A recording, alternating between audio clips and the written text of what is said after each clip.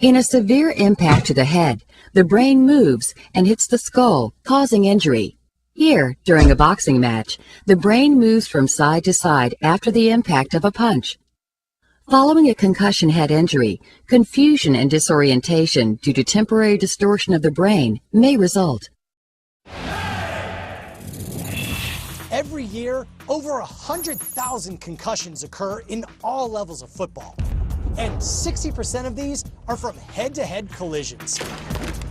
In an impact lasting just 15 milliseconds, a player's head, on average, experiences almost 100 Gs of force. And collisions on special teams can result in forces of up to 190 Gs.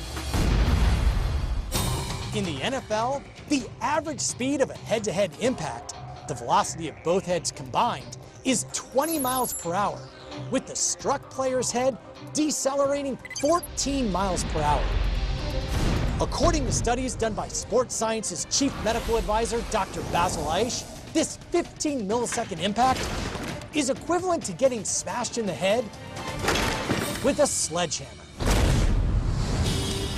In the last 10 years, the average number of days a concussed player is out has more than doubled.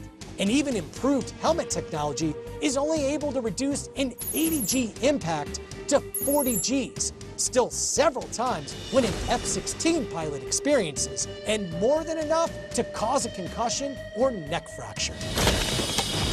For Sports Science on ESPN, I'm John Brinkus. Concussions are becoming a bigger and bigger concern when it comes to the NFL. Witness last month's congressional hearing for which both Commissioner Roger Goodell and Players Union head DeMaurice Smith were summoned to Capitol Hill to testify. Players themselves are reluctant to reveal head injuries, many of them afraid of losing their spot on the roster, others avoiding any sign of weakness in a culture where gladiator and warrior are compliments of the highest order. The Associated Press interviewed 160 NFL players, and 30 respondents said they had hidden or played down the effects of a concussion. Getting kneed in the head and, kind of getting up and, and seeing stars. I mean, you just go back to the huddle and you hope it wears off and you go and play the next play. But sometimes it's near impossible to hide. One thing about concussions, you can be awake and up, but you're really consciously not there. Like, if that makes sense. Like, you'll be up walking around, you might be talking, but you might be kind of talking crazy. And how long before that goes away? It could be the next minute, or it could be, in my instance, it was like 45 minutes. Are newly engineered helmets the answer? Helmets are, they're getting better, but, it's still a rough sport. And how does the NFL grade out in its stepped-up effort to make things safer? They're taking some really great steps to making it that way. It's still a rough game, but that's what this game's about. It's a contact sport. Jim Bell, The Associated Press. Well,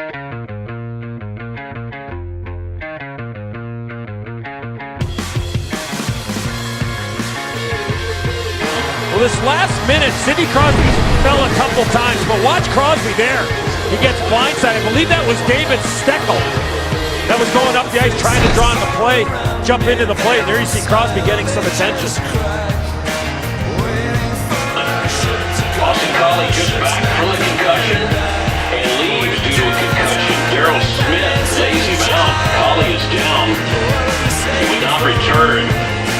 14-10. A little bit too far behind him. Here come the Lightning now, and Giroux's hurt.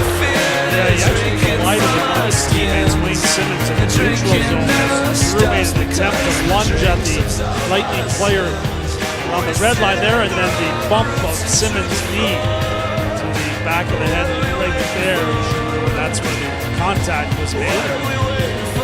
Headed directly over.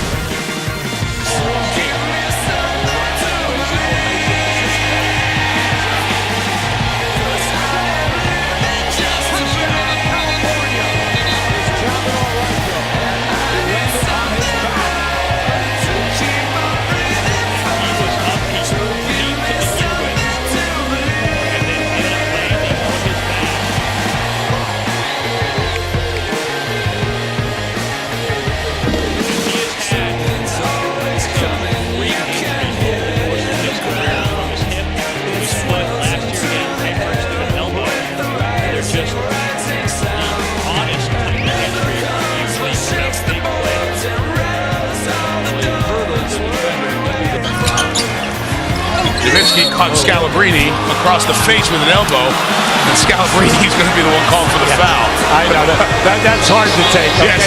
When you're a sub and you come in a game and you're having a good game, and then the star player pops you right on the jaw. All right, I feel badly for Scalabrini.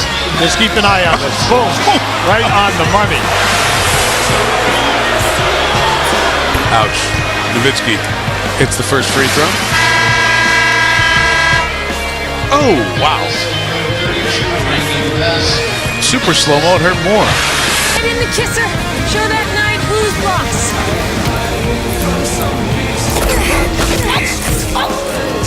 Oh, God.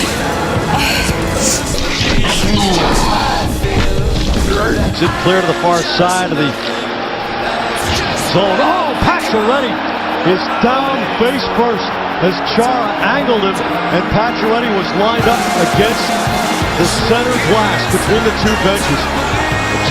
We get a look at how late this hit was. Here's the chip down the wall. You cannot finish a check.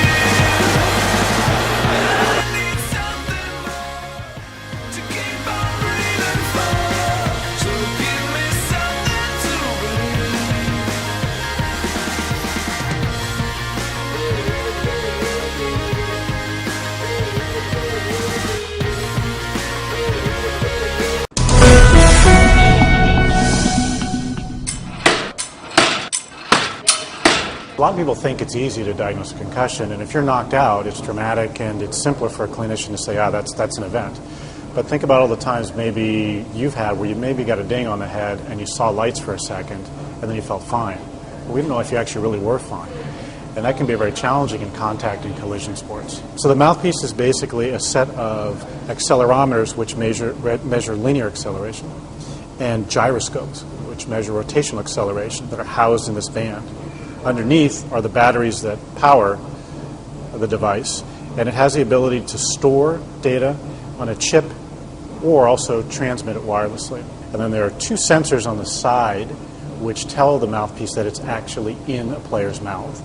If it's not in the player's mouth, they take it out and put it in their helmet. It actually turns off. And if a player wearing this mouthpiece gets hit, we can see the G-forces. They're stored both in the mouthpiece and transmitted wirelessly to the sidelines, where a computer will also store them.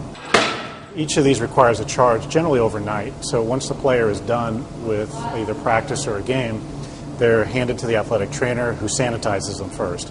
And then they're placed into the charging station overnight and ready for use. In any football season, there's always going to be some impacts that are pretty significant. We have had some of those. So we've seen that the device does work. The validation, which is the testing to make sure this was good enough for us, should be coming out early next year. We look to continue to do these studies over years with partner universities, because collaboration is the only way that we can make a real impact on concussion research. 3, 2, 1.